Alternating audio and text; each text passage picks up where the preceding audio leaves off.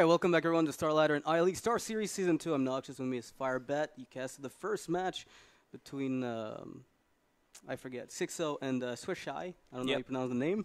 I really, you and I thought that Xixo was going to have a much rougher time with the deck that he brought, but it turned out to work pretty well. Yeah, Xixo's a really good player, and he definitely outplays a lot of people. Sometimes when he doesn't have the best decks or he's kind of against the odds, he ends up performing really well. And here's another player that does the same thing, StanCifka. Right. He's a player that's known for just class diversity.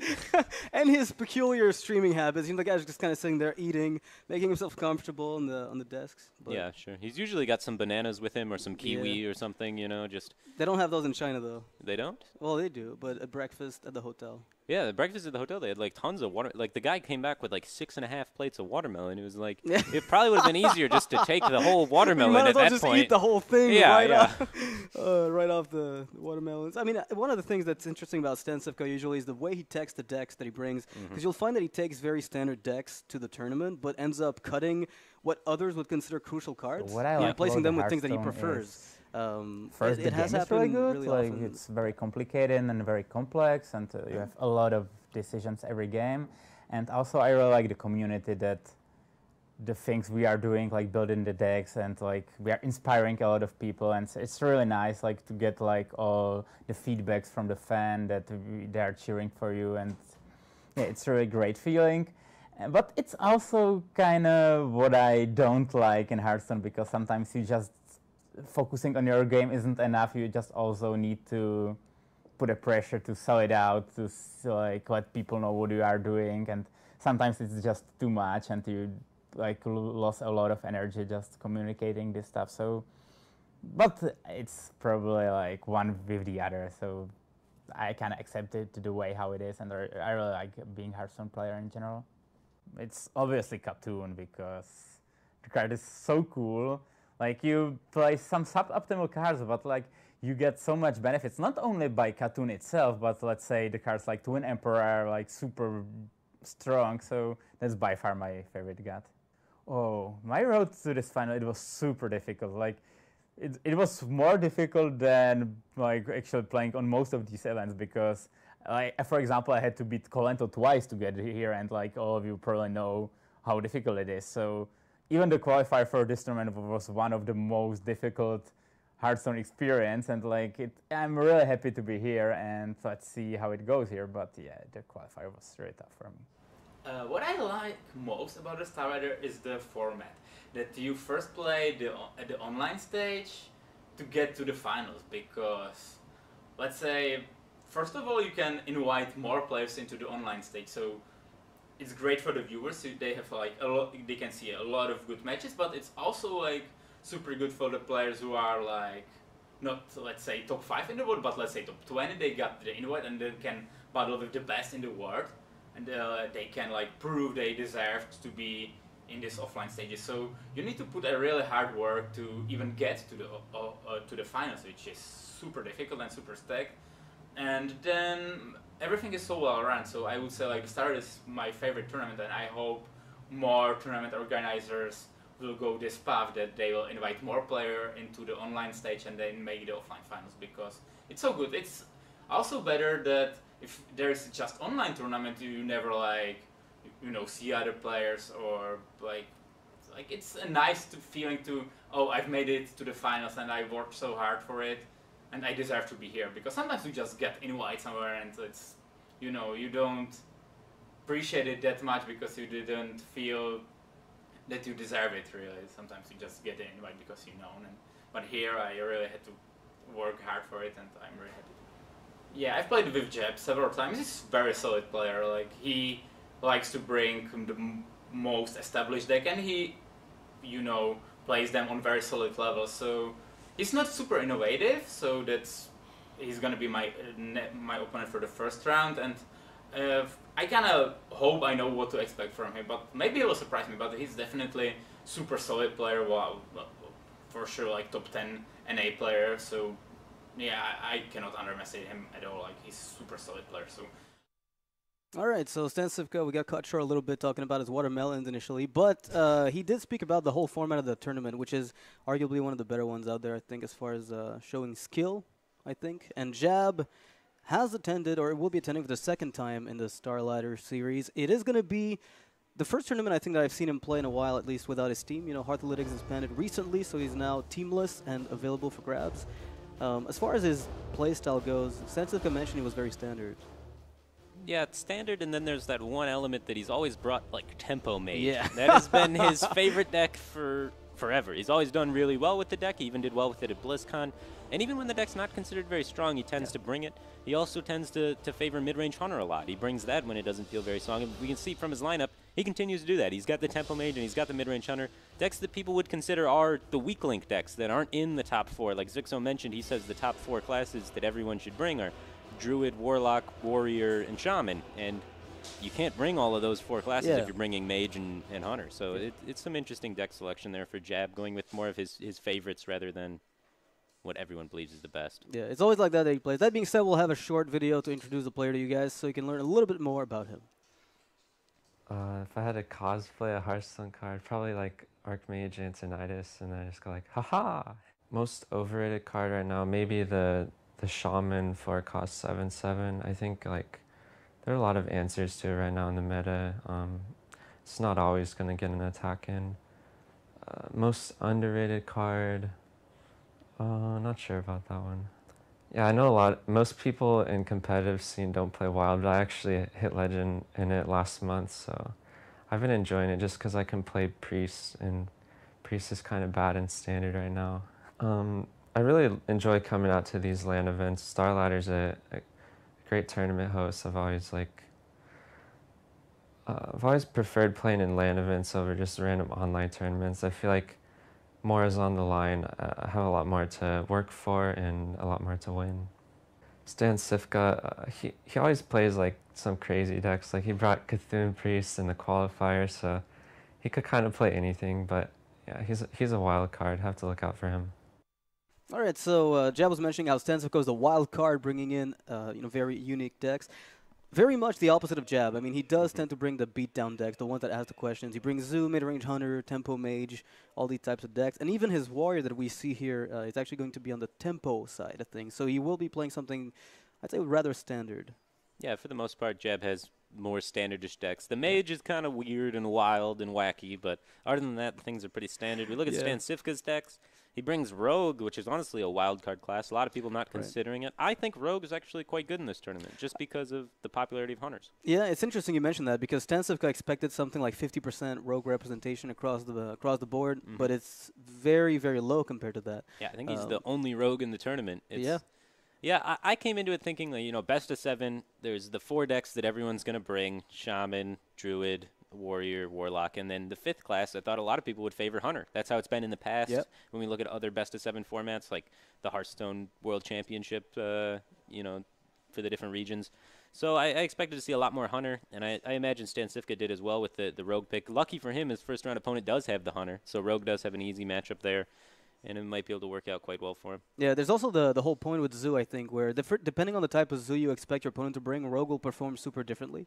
And you can make the Rogue, StanCifka's Rogue list is a little bit less like the standard thing. I think Miracle Rogue has kind of died off, like the standard Pure Miracle All-In OTK list have started maybe losing in power over time as they get beat down. But some of the more tempo-oriented rogues have also started cropping up. Like, there's been a really interesting list running Argent Squires. Like the Yagut list. Okay. Yeah, but I mean, it's not exactly Yagut's list, but it's definitely inspired from it. So the whole, bubble rogue.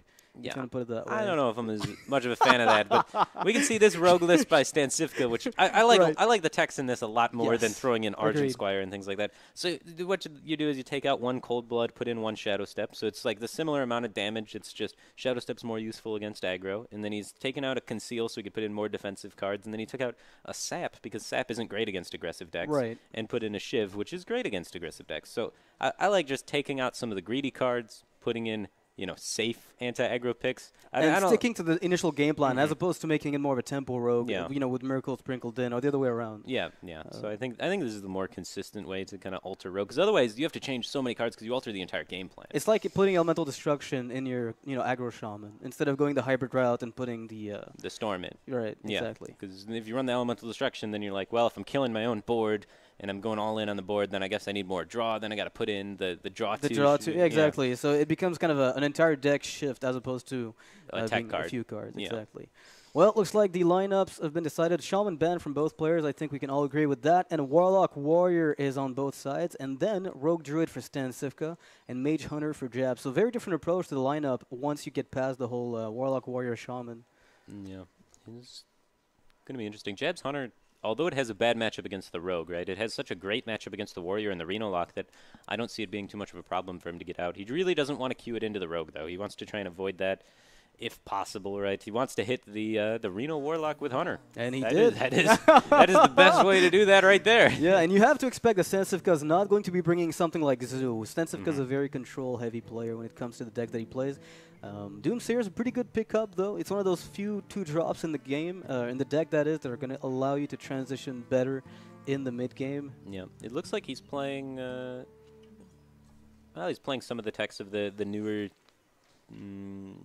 Well, he is playing the yeah. right. He is playing the some mid-range removal in the mid-game. Like you'll find the Bane of Doom that's been included a lot, even though some people cut it out.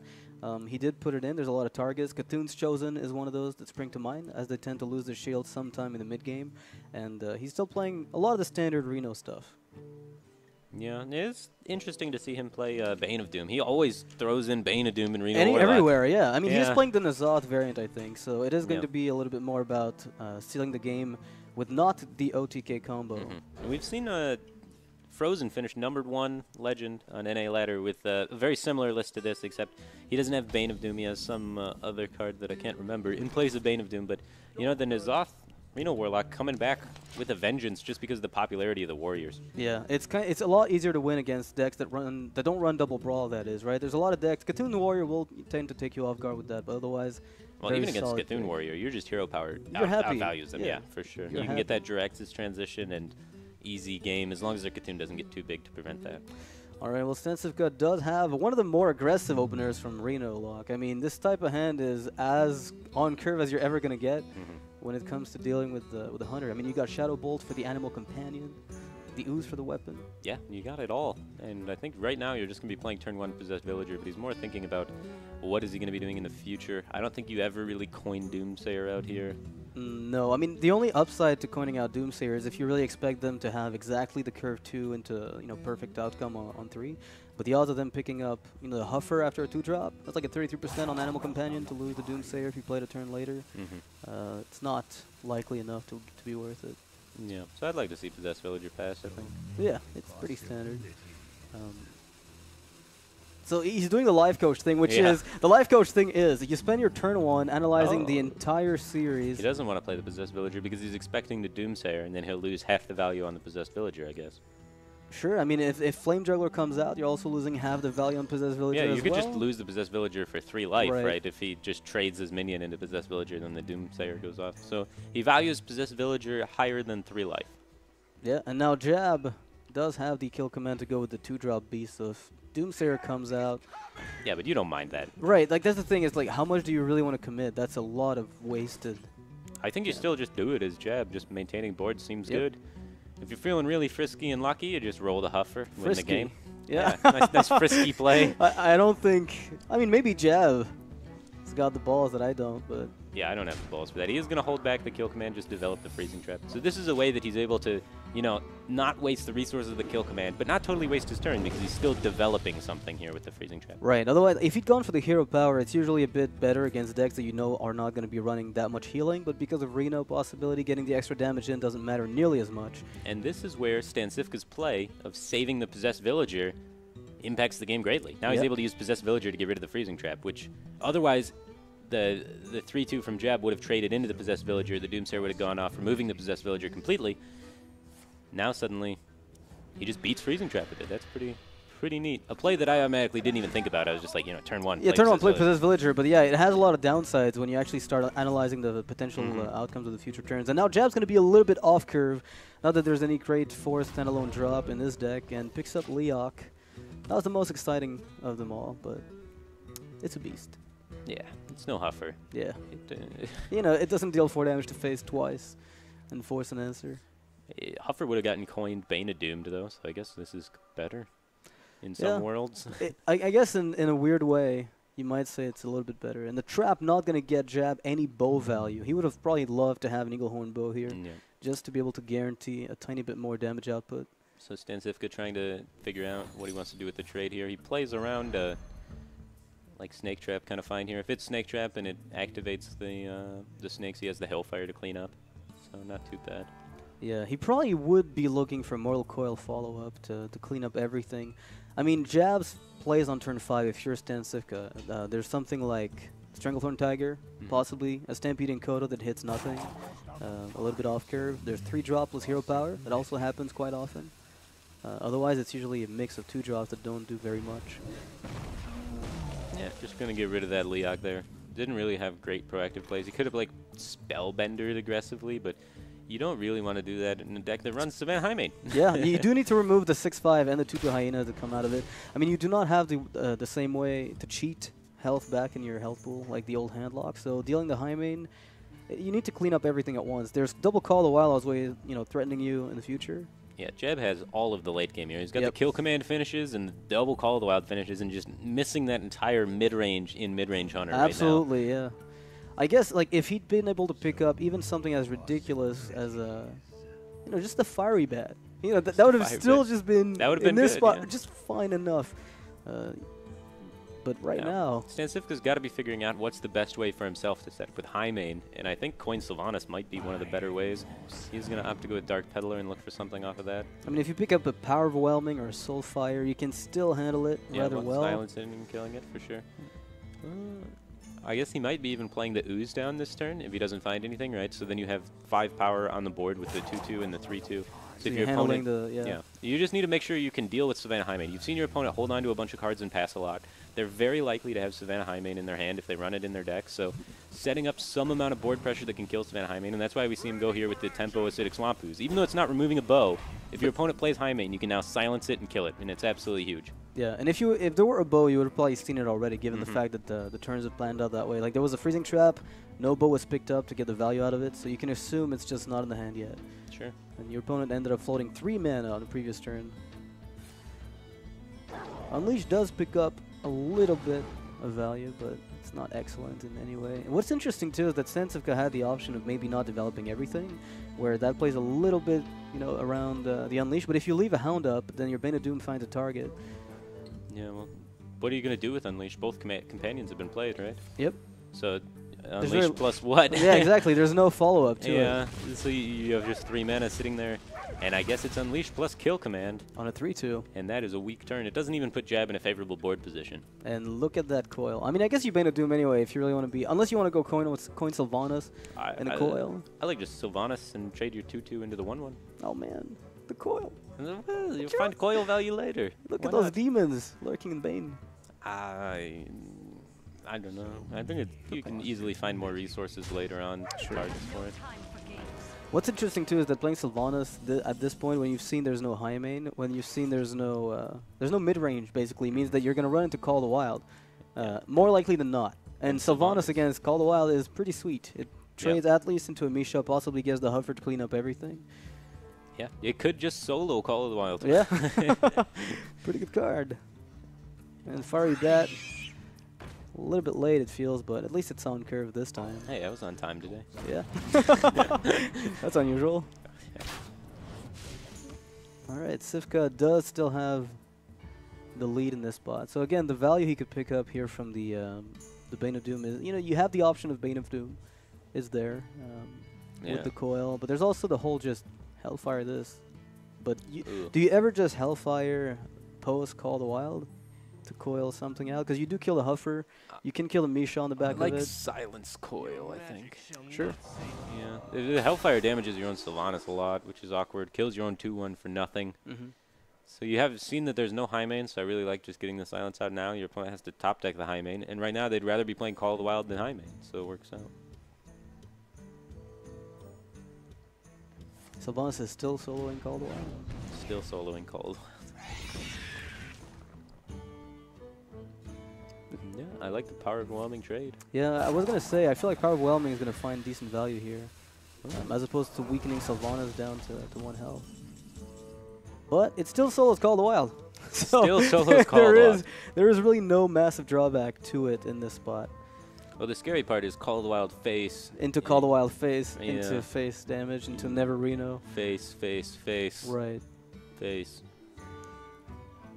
A Hearthstone game. A Hearthstone game. Another That's what it is, yeah. Just another Hearthstone game. Welcome to Shaman Town. So he's going to go for the preemptive removal of Sylvanas before playing Call of the Wild into it. So this is a bit slower as far as the game plan goes. A lot more defensive play. Definitely. This is better if your opponent has Reno in their hand, right? But it's worse if he doesn't. But in this spot, I don't really mind it. I think Jab is just going to hope that the Call of the Wild, back to back end up sticking. But we know that you haven't seen a single Shadow Flame. You haven't seen Hellfire. You haven't seen Demon Wrath. You haven't seen Twisting Nether. You haven't seen anything. Yeah, there's removal-wise. every AoE remaining. It's still left. That's not even to mention Reno. So is it better to just play around, the 5 AoEs, or is it better to play around just the one Reno? It's kind of a trade-off. But even going all in doesn't guarantee good outcomes. Oh, it definitely doesn't guarantee good outcomes. It could be very, very bad, but I would have went all in for sure. I would have taken the other line of that 50-50 coin. Like, you can't really say which line's better, right? They're just different. But I would have went all in every time there. I could see that, yeah. I mean, it's just like the odds of you actually never getting removed on... I feel like if my opponent has Reno, they're going to win the game. Yeah. So it's like all in, hope they don't have it. I feel like that's like the best line of play in that situation. One less turn to clock, you on the Reno, so you give them one less draw possibly by going earlier on the Call of the Wild. What's interesting too is that because Sylvanas can solo you, literally like when you play the Call of the Wild, you run the risk of them having just a trade and then a removal, and then they get an extra beast that you feed them, so maybe the clock is faster on your side. I'm not sure how much faster it gets. I'd have to look at the damage increase. It is interesting. Cifka's looking for any taunt, and Reno, like any taunt with that Jiraxis is absolutely insane. He's got the Jiraxis and the Twilight Drake right next to each other. Yeah. You get a Sun Fury or an Argus in between those guys, and that's lights out. Yeah, I mean, there was an option for Jab. He might have considered it. This was Stranglethorn Tiger, Hero Power, and maybe hope that you can double Call the Wild for more damage. But Jiraxis says, well, I just need one taunt, and suddenly that plan is completely irrelevant because you never touch my face. It looks like that's why he went with Call of the Wild, right? He's trying to get in as much damage as fast as possible, so next turn he's maybe going to Call of the Wild Hero Power, and then just try and find like that quick shot for that remaining little bit of damage. Yep. Well, at 10 health, StanCifka has seen 2 kill commands. And he's going with the big boy play here, going with Rag and trying to set up lethal for himself a turn faster because he realizes Refreshment Vendor is not going to heal me enough. It doesn't really play around any of the damage from Jab because both kill commands are gone. So it doesn't play around lethal at all to heal this turn. He can just heal next turn if he needs to, and this way he can be a bit more aggressive on the board and threaten lethal. Yeah, the only way he dies here, I mean, it would have to be some kind of runner-winner quick shot gimmick. Because even if he ends up taking his health down to 3... I mean, even 2 quick shots. Jab would need 2 quick shots and a bow. So he would have had to be holding on to quick shot this whole time or something and then top deck the bow. But let's pretend like that would have happened. There's no way that his hand is...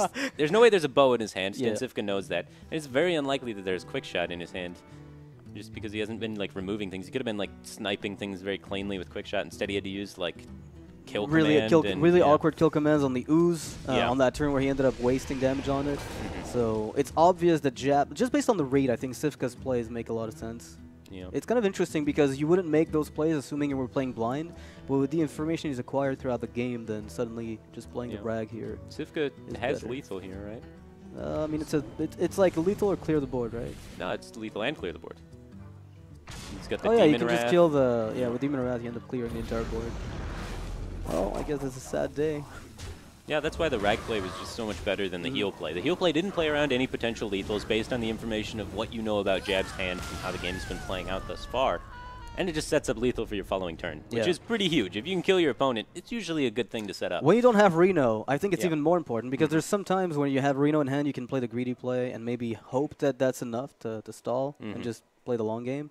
But I don't think you want to risk that at all. I mean, the bow doesn't look like much, but when you don't find a taunt, it's just 5 damage a turn with hero power. Yeah, and Cifka, without finding very many taunts, really was just able to pull through on the early game package there, being able to have, and mainly Jab's draw, I think. Right, I was going to say, he whiffed a lot in the early game. He got 1-2 drop, and then it started going really badly. If maybe the weapon had come out at some point, maybe you've been able to snipe off one minion instead of using a kill command on a 6 Swamp Ooze. Yeah, typically speaking, That was rough. The matchup's really good for the Hunter, but not when you're kill commanding Acidic Swampus. And he missed all of his 4 drops, he missed his 5 drops, he missed his 6 drops. Did he miss 2 as well? He missed. He did get the huge toad. All right, the huge toad got countered immediately by Doomsayer. Then the possessed villager came out to eat the trap. So everything lined up absolutely poorly for Jab. And it comes down to honestly the play of holding back the possessed villager was one of the most influential plays in that game because it just negated freezing trap from ever being impactful. Whereas that could have like made Jeb's hand a lot less clunky. Then maybe the animal companions, maybe things started lining up for him in the middle stages of the game. So that turn 1 rope, thinking about, do I play my 1-drop one of the turn best 1? Plays, like one of the most impactful turn 1 plays I think I've seen in forever, because it doesn't even look like a thought you even considered. Yeah. Holding on a 1-drop against a mid-range hunter when you need to get on board to contest theirs. But you've got Doomsayer, which is a free ticket to that turn 3. So in that case, StanCifka's decision was very solid. I mean, it played around many things at once as well, with the Flame Juggler being a possibility. That being said, the win has been locked out. StanCifka does have the Reno lock, and Jab will have to replay the mid-range hunter against the rest of the lineup from Cifka. The Druid's not too bad, depending on what version of Druid it is for Cifka. Yeah, Cifka's a really big fan of Cthulhu. Yep. Typically speaking, Cthulhu Druid is a little bit better than Yogg Druid is against mid-range hunter. Just being a little bit faster, getting more aggressive faster can usually deal more damage to the hunter. So they can race high main better. So instead of when high main comes down, they have to like kill it, which Yogg Druid often has to do. They can just go face. Yeah, I find that Yogg Druid, it really, I mean, you still have a good matchup against mid-range hunter. Usually it's kind of an even match, I'd say, nowadays. Yeah, for sure. Because of the amount of damage output you get out of just tokens coming down the boil. And Mark of the Wild as well. That's a card that's kind of a new inclusion in Yogg Druid, and it's being seen in many lists of players. Well, this is Cthulhu Druid. Cthulhu Druid. But I mean, even in Yogg Druid, you tend to see like Mark of the Wild making his way into just Druid decks in general. Yeah, this is the first time I've really seen it outside of ladder. Interesting. So in tournament play, never seen Mark of the Wild in tournament play, you know, in 2016 thus far. So it's interesting for me to see it here today. We see a lot of players that have brought Cthulhu Druid have been including the Mark of the Wild. So it's kind of like the cutting edge Druid tech right now. Mark of the Wild in the Cthulhu Druid. Yeah, I mean, you tend to see a lot of the, I think one of the most impactful things you can do with that Mark of the Wild is just getting out on a 2-drop. It's kind of like when you play Beast Druid and you play Mark of Asharj. You say the 2-drop. What about the 4-10? The 4-drop, yeah. Yeah. What about a 4-10 with Taunt? What about that in Cthulhu? A lot of people ran like Defender of Argus and stuff for a while in Cthulhu Druid when they were just trying to maximize the odds of the 4-drop becoming live. And interesting. Mark of the Wild seems to make a lot more sense than just jamming Argus in. Absolutely. Yeah. I'm not an expert in Druid mechanics, but I think a 2-mana spell that gives Taunt and a stat buff, and that's going to be scoffed at when you got like 4-10 on board. Look at that hand from Cifka, though. Look at that hand. He needs to activate this 4-10, though. He doesn't have any of the Cthulhu activators, but he has Innervate and Wild Growth, and then the Drake to reload on the back end of that. Yep.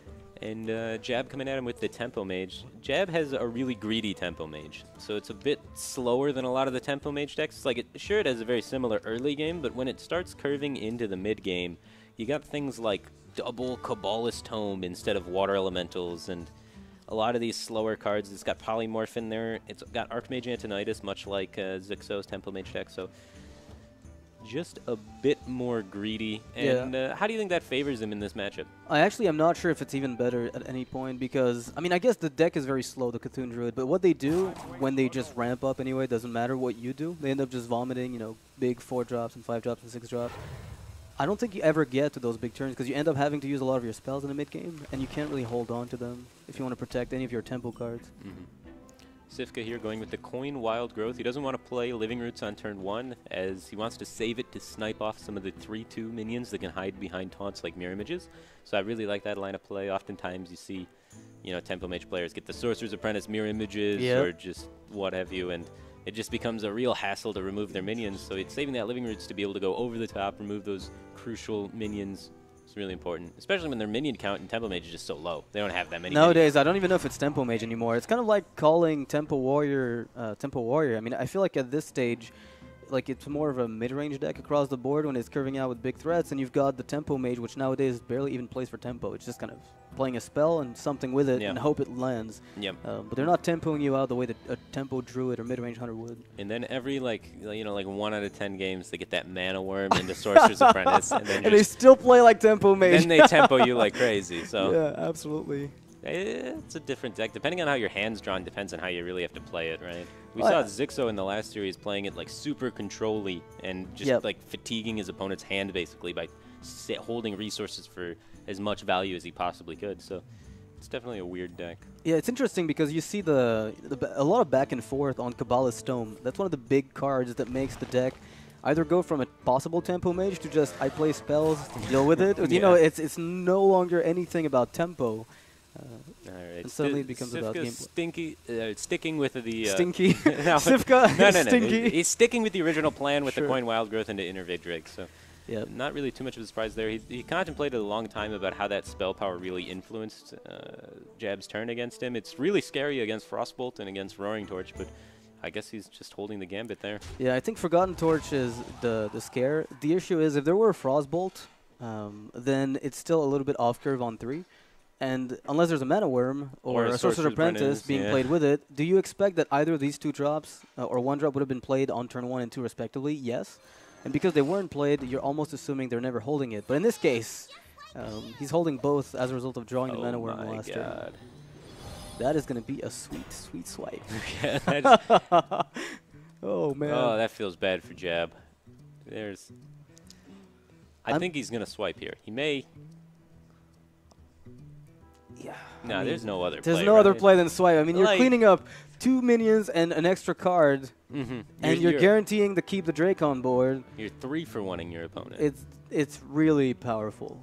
Yeah. It's hard to say no. Jab knows that he's probably going to get... Yeah, he's just nodding his head. He's like, yeah, I'm out of this game. But he is dead.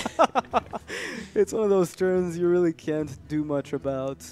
And this Drake has already, destroyed so many of your minions, taking you to Pound Town, really, and now you're contemplating dumping a Fireball into it. Yeah. Like just giving it another card. Value. Yep. Yeah. I mean, either way, it's going to eat up another card unless you ping it to death over 4 turns and then die, which I don't think is an option at all. Well, he's going for that strategy so far. He may put up the images. No, he's going to hold back the images for Antonidas and just ping the Drake over 4 turns. Yeah, one of the things that StanCifka needs to have here that would be a disaster for Jab is a Wrath on its own. That would be enough to be a nightmare. But with even double, the Living Roots. I was going to say with Living Roots and double 2-drop, I mean, how do you push a Druid off of this? You need to pick up Flame Strike by turn 7, and you're long dead. And the follow-up to this is a 4/10. Yep. Yeah, it doesn't stop. I hear it's pretty good. That's one of those things. It's either Dark Arakoa or you still get tempoed down by 4 drops. So Druid is playing tempo here. This entire game has been tempo, with the Innervate giving him the ability to play those powerful cards a bit earlier and staying ahead of the Mage. A Frostbolt alone would have changed the entire game. Oh, for sure. A single Frostbolt. Any removal spell, honestly, for Jab. He's got 2 Arcane Blasts, 2 Frostbolts in the deck. He doesn't run Torches, but still, any of those cards coming to his hand just to remove that Drake. Yep. It's only a 4/4. It's not that hard even to kill. Even Missiles, right? Yeah, even Missiles. Yeah, like StanCifka has to be surprised that 4/4 stuck around, and definitely delighted because it's been putting in some work here. Yeah, I mean, it's not even a problem. You see the opponent's Drake there. I mean, this 4/2 is tanked already 2 damage from just pinging. You've already taken up so much mana, so many cards off of your Drake. Doesn't matter anymore. And now he's thinking about what he wants to be doing this turn. Do you ever ignore that Drake? Because turn 6, there's really not much that could be coming out. But the issue is, assuming there's even just Arcane Blast, and another one, let's say Arcane Missiles, Arcane Intellect streaking into decent spells, and suddenly the spell damage matters a lot more. Sure. Yeah, I don't mind removing it. I don't mind going face either. I feel like at this stage in the game, you're so far ahead, though, that if you remove it, I don't think there's any way you can lose, right? And if it sticks around, maybe there's some combination of crazy cards that happen where you can actually lose, but I feel like if you just kill it, you win every time. I mean, imagine Arcane Intellect into something like double Arcane Blast. Arcane Blast or Arcane Missiles, Arcane Blast, you just have a leftover 1-cost spell in hand. It's a crazy combination, but that's pretty much what you're playing around by making sure you're removing that Drake. Yeah, Jab here with the 4 missiles, trying to kill anything, unable to do Kills so. This has just been a real uphill battle for the Tempo Mage. Yeah, and it's usually one of the matchups that you're rather happy to get into just because you're supposed to get the early edge and then transition in the mid game. But the innervates, the ramp from StanCifka, the ability to get a Drake that sticks. I don't even know if you're even favored to get the early game advantage in Not the matchup. anymore, yeah. Because like you run 2 1-drops with just double Mana Word, and they have about as many 1-drops as you, if you think about it. If you count Innervate as a 1-drop, you know, because they have the ability to innervate something out on turn 1 or turn 2, basically. So they have about as strong of early game as you with Innervates, Wild Growths, and then even sometimes they run the 2-drop. The Living Roots as well. The Living Roots Beckon as well. Evil. Yeah, Beckon of Evil, Living Roots, Bran. They have as much early game as you now with all of those cards coming into your factors. spells have to be lining up magnificently, which is why we see some people running the Polymorph actually nowadays in Mage, which not only deals with some of the late game, but also that kind of awkward transition you sometimes don't get up to Water Elemental. Sometimes that's just not enough. Yeah. And you end up having to polymorph something like a Dark Arakoa or a 4/10. Yeah, and if they play, you know, one of those bigger minions, you know, even like Ancient, if they play Ancient of War and you polymorph it, you're gaining like 3 mana worth of tempo on them, right? Because you're able to just deal with it with 4 mana, and they spent 7 mana on it. So. Yeah. And it's like, well, the Tomb Pillager is still good enough to run, and it's like, well, if you're running Tomb Pillager, you might as well just play Gadget. Evil Heckler. You might as well play Evil Heckler if you don't play Gadget Stand with Tomb Pillager. It's a taunt at least. I guess. It's a 5/4 for 4. No, but I guess you're right. Like the whole spell-based rogue, it's only good for combo enablers or Gadget Stand for the most part. The reason why it was exciting at first was because it was played in oil, I think. Well, it's really good at coining it out. Like when you go coin 5/4, and then you go coin Azure Drake afterwards, it's absolutely insane. Just the ability to coin. You almost said a Chinese word there. What Chinese word? Kong Kong means public. You almost said public. Almost said public. I'm learning Chinese. The word of the day, public. Coin. Something like that. I'm not even sure. All right, so StanCifka with the Rogue and Warrior left. Right. So it's not going to be too easy for Jab to get to log the win with the Mage, I think, at this stage. No, I mean, it's just not easy for in Just general. He has to win twice as many games. So obviously it's a little bit harder, especially when the edges in Hearthstone are quite tight. Right. Yeah. I mean, if he was playing Yogg Druid and Yogg Mage and Yogg Hunter, maybe then. Yogg Hunter is actually a real deck. It's actually a good deck. It's actually pretty good. It's missing healing, right? The only thing missing from that deck is the ability to get life gain. That's why you got to go with the Yogg Reno Hunter. Yeah. No. Yogg Reno Hunter is the dream. You play Cthulhu cards, you play Reno, and you play Yogg at the top end. No. Ask Jackie Chan about that top 100 legend. Right. I'll ask him for sure. All right, that being said, I'm pretty happy to see, we saw the Onyxia earlier. That was really interesting, seeing the Onyxia come out of the Druid play.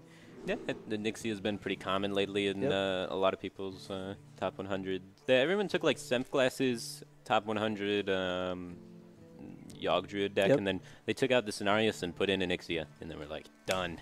Perfect. Yeah, some people opt for more of the early game as well. Like it's really just that flex spot. As long as you keep Yogg Saron, Val Teachers, and Power of the Wild with Innervates, you're probably good to go. Fandral. And Fandral. Fandral is, oh my god, in that right. Every time you innervate out Fandral, you win. I don't remember losing when it doesn't get dealt with. Yeah, every time it's ever stick, you just win. Yeah. It's insane. Whatever I get, Wrath, Drill the Claw, Nourish, just pick one. Yeah. And I usually just snowball. Whispers of the Old Gods.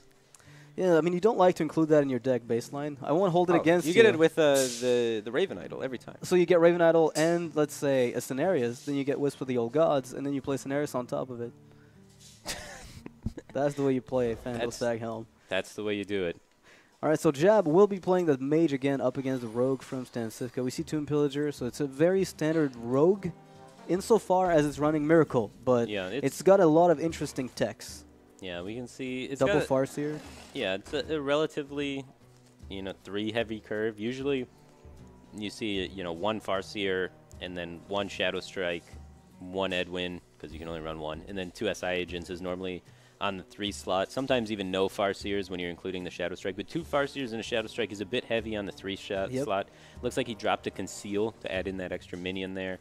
And then we see 1 Sap for 1 Shiv, and we see 1 Shadow Step gone. I mean, 1 Cold Blood gone for 1 Shadow Step. Shadow Step, exactly. Yeah, and then standard 4s, you know, you got your 3 4-drops of whatever choice you want, and he's got double Tomb Pillager Violet Teacher instead of Zeril or, you know, some of the other choices. And yeah, is it really one of the sabs being cut that changes a lot of the way the deck works out, or how you're trying to play it?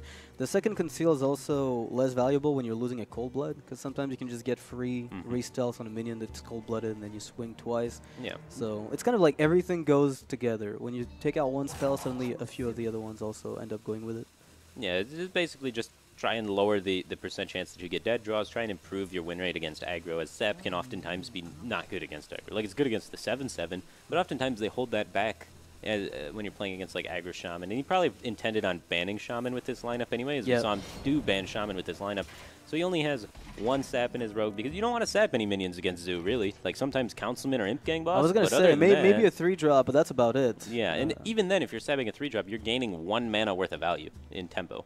And no value in, like, card value, because you're trading sapped for 0 cards because they can replay the card. Yeah, so you're maybe forcing them on an awkward life tap on 4, because they can't life tap and they have to replay 3, but otherwise usually pretty valueless. So StanCifka opted for only a redaggering next turn, and he picks up exactly what he needs to make this turn 3 absolutely godlike with the SI7 agent. Otherwise, he was looking down at probably just a swing plus Earthring Farseer, which wasn't bad, but it definitely didn't give him the tempo he's looking for as rogue against the mage deck.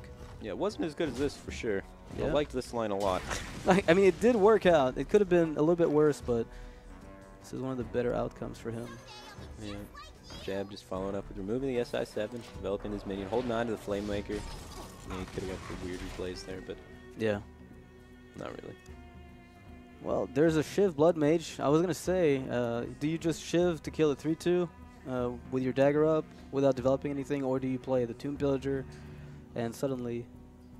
Well, we can see there's no deadly poisons in the deck list, so the priority of having a dagger up isn't too high. So I wouldn't totally be opposed to... Oh, but there are deadly poisons in Cifka's Rogue, right? Are there? There should be, at least. I don't think he's cut down on the early game actually, removal. there is. Oops. Yeah. None of those were removed for the... Because it's playing anti-aggro as actually much running as possible. 2 deadly poisons. Yeah, all of them. Somehow glanced over that, so it is very important that he has a dagger ready at a lot of times. So I don't actually hate, you know, Shiv redagger there, hold the Thalnos for potentially fanning and things like that. I also don't hate just playing Tomb Pillager. Yeah, just playing the 5. I think playing the 4-drop is okay. I mean, you get punished by Frostbolt ping, but you've seen 1 Frostbolt. Fireball is not too much of an issue for you if it does come out. The only issue is, you know, what's your turn 5 going to be? Because you can redagger with Farseer anyway on 5, and you're likely not going to need the deadly right away. Yeah, he's just looks like power cycling, trying to find more removal to go with his hand. He realizes, you know, I got a lot of minions. I don't have any way to kill Flame Waker yet. Yeah. Let's get to work finding that Eviscerate or that Shadow Strike so we can deal with the Flame Waker if that comes out. So, yeah. I mean, there's the Tomb Pillager also at the ready with the coin, working with the Gaddison Auctioneer in the preparation. So StanCifka is going to be looking down at a very good Gaddison, assuming he doesn't draw absolutely dead on the back of those with the Thalnos. I don't think Cifka is too unhappy about his hand. I wouldn't be either. Yeah. Looks pretty much the dream as Rogue. When you get backstab SI and, you know, like everything going your way, you can't really complain. And we see Jab here taking the slower route, holding his Flame Waker back for more value, just letting it accumulate. Ah, and here we go. There's the Shadow Step also. Oh, goodness one gracious. To go with the gadget. I think that kind of dictates your play here. I really like getting Tomb Pillager out. If it dies, you go Gadgets and Coin Conceal next turn. Yeah, there's also the option of playing it slower, but I think ultimately just cycling through an entire deck and possibly doing it twice in a row, given that you can probably pick up even more spells to play with Gaddison on the following turn, is worth it. Jeb's got the counterplay here with Polymorph, removing the coin for StanCifka. Yeah, the question is of whether or not he's going to want to make that play, because it's also not letting him develop too much on the board. There's the Flamewaker Frostbolt. The issue is if there's a Gaddison coming out, do you keep the Flamewaker to get as many triggers as possible to snipe it? Or does it even matter at that point? That seems hard to snipe. Yeah, 4 health is a lot, but I mean, if you're keeping, let's say, 2 spells, possibly 3, you know, you're throwing 6 missiles, so... Jeb decides it's time to start being aggressive. Yeah, try being aggressive. Yeah, try. And he's going to be in for a sad day here, as the Eviscerate is also picked up for StanCifka. He's able to go Gadgets and Coin, Conceal, Prep, Eviscerate. Take care of all of the threat on the board except for that Mana Worm. If he's able to pick up second Backstab, he can even kill the Mana Worm. Yeah, and also draw more cards. More importantly, double prep is going to give him even more potential card play. I mean, when you look at Prep of this, that's already 2 more cards. He's very likely to pick up something else to play on the back of this. You know what? There's the second Backstab, so Sounds he pretty can good. fully clear the board. And draw a billion cards. Holy crap. That is insane. That's what you want to draw with Rogue. Yeah. You know, Rogue has like some of those hands that aren't good, but for every hand that you just automatically lose with Rogue, you get a hand like this where you just can't lose. You know, it's just absolutely everything lines up quite nicely. You get the Gadgets and Coin, Conceal. Well, it's also the same type of hand. So let's imagine this entire hand without Gadgets. Yeah, and yeah. suddenly the deck is absolute trash. Yeah. But it's a risk you got to take when you're playing Rogue. You're accepting to take it. Yeah, that's why I really like it as, you know, like the 5th deck, because most of the 5th decks are all pretty trash, but Rogue has like the highest % chance to just not be trash. Not be trash. Just go absolutely insane and completely destroy an opponent's draw. All right, looking for Flame Cannon, but we're not in Wild. No, you can clear it.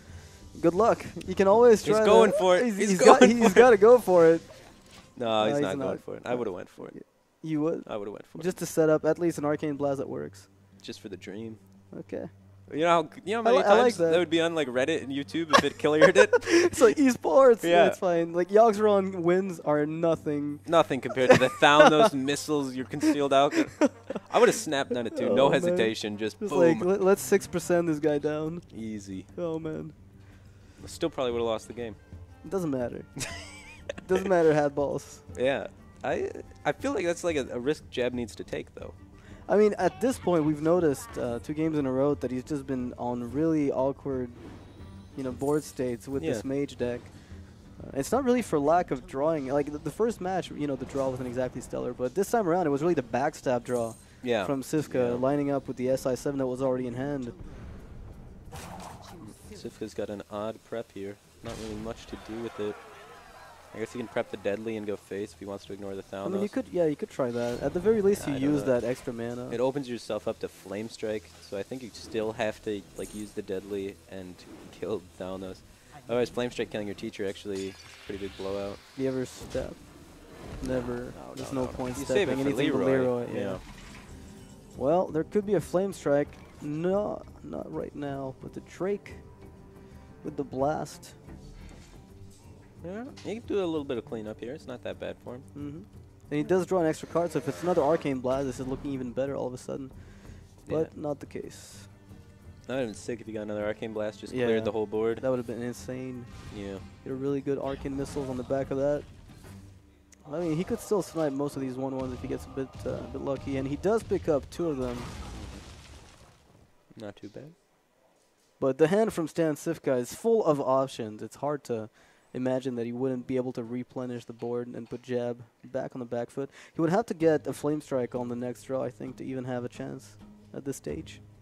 Yeah, StanCifka's looking at 6, 7, 8, 9. He's got damage. Yeah, 14-ish, in the hand. Another 2 from Shadow Stove, I guess. He's got like 16. So there's probably some way he sets up lethal, but I think it's like the safest play here is what he's doing right now, which is playing the Drake, because even if it dies in Flame Strike, it's done its job. It's drawn you a card. So you've not really playing into Flame Strike any more than his board already had been, and he's applying pressure while doing so. Yeah, and Jab does find the Flame Waker here, so one of the plays he can make is hope to draw and fish for even more value.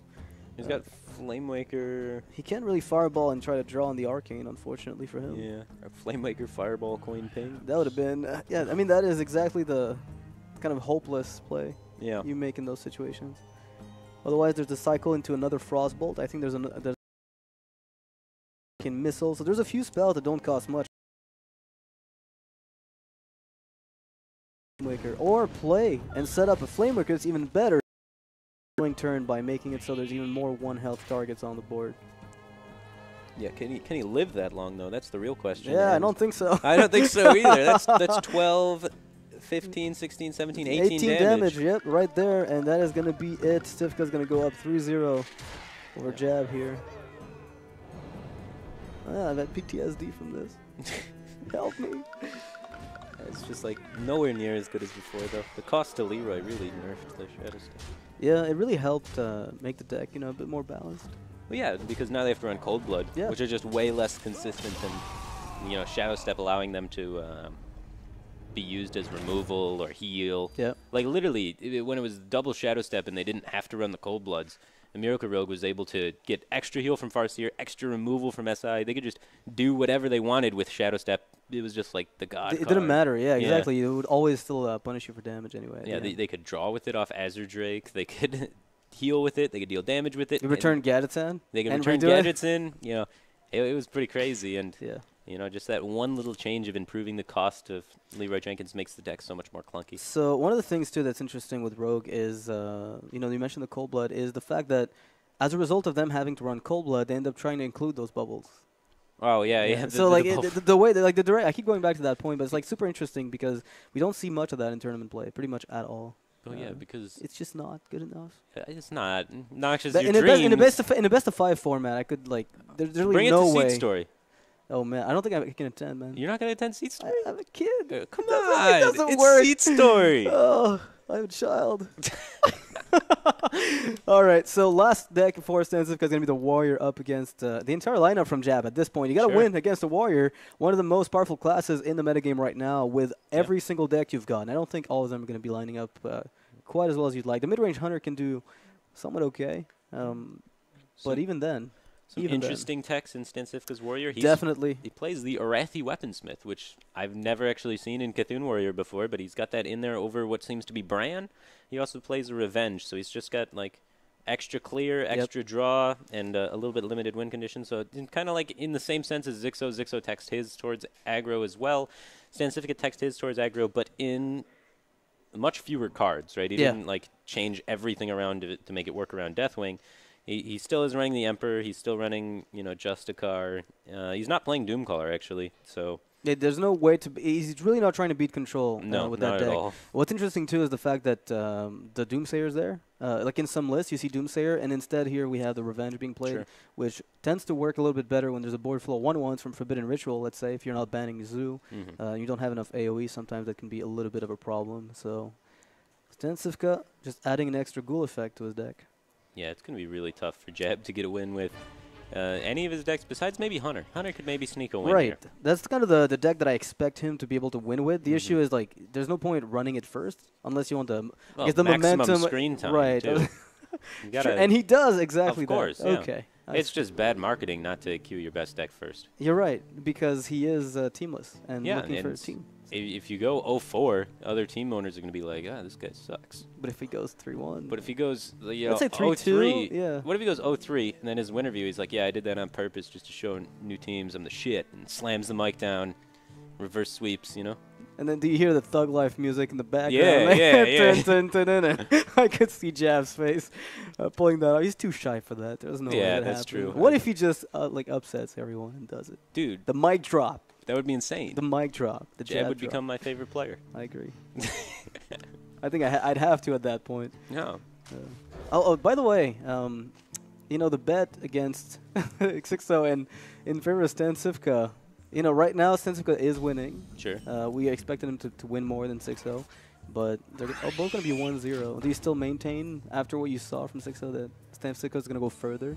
I think based on lineups, yeah, I think StanCifka should go further on average. I mean, there's definitely RNG involved with that prediction, is because I'm not sure exactly what lineups line against which, because I did this before I knew the groups. Sure. So that's a bit of RNG there. Then there's the draws you got to factor in, and then you got to factor in how well each player is going to play. And StanCifka and Zixo both play, really good, but I think Zixo maybe plays a little bit better than Stan does.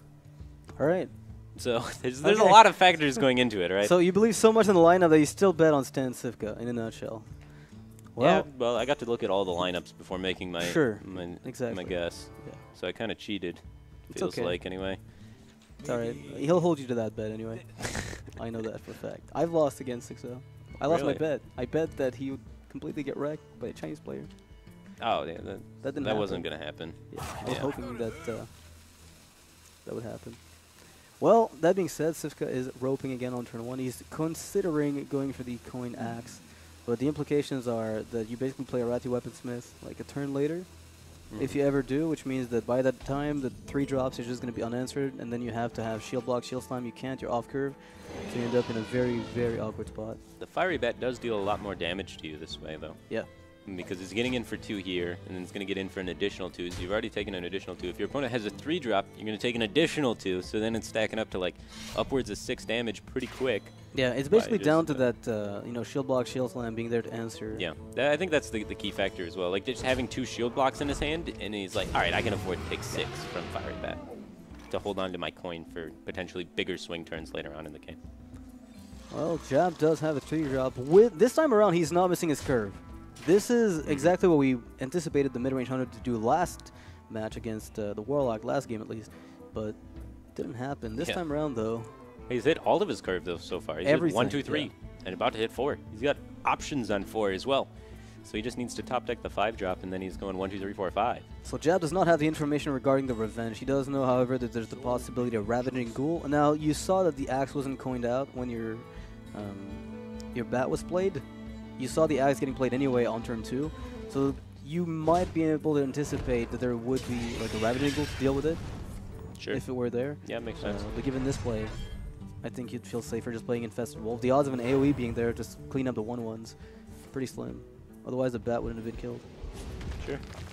Shield block, shield slam comes out to take care of the 2/5 though, and Jab has to lead off with his other 4 drop now. You know, not the ideal one. Typically, you want to be playing Houndmaster. Playing Houndmaster on 4 and being active against any class is like one of the highest win rate plays in Hearthstone. Like if it's active on 4 and you play it on 4 and go face or take a value trade or whatever, more damage out of it immediately, and then or you get it like an up trade and you follow it up with something else.